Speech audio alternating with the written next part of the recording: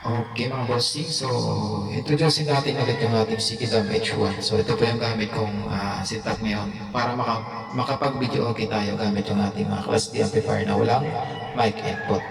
Yan mga bossing. So yung connection yan ay aux to aux lang.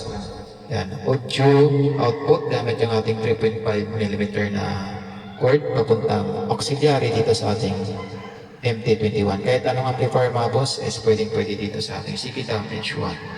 So, yan mga boss. Ito yung mic ko mga bossing. Wireless po siya. Nakakabit po dyan. Ayan. So, pwede na tayong mag-video okay mga bossing. Gamit lang yung ating Sikidam H1. Ayan.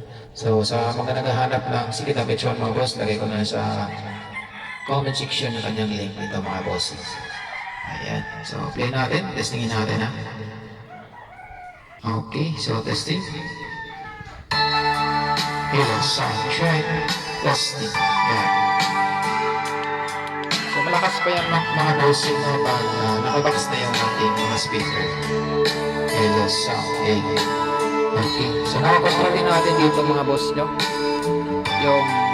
So dito na tayo magkoconnect ng Bluetooth. Yan. Po yung ating Sikidam H1. So pwede dito MT21, HT21, AS21, 502. Kahit anong gustong i-connect nyo mga bossing, pwede nga to sa mixer din ilalagay natin. Sa malalaki amplifier, pwede din to mga bossing. Yan po yung ating Sikidam H1. So marami pa yung function mga bossing. Meron pa yung USB, yan. So hindi ko pa na-explore lahat to. Pero maganda siyang gamitin mga bossing. Ito yung ating music volume.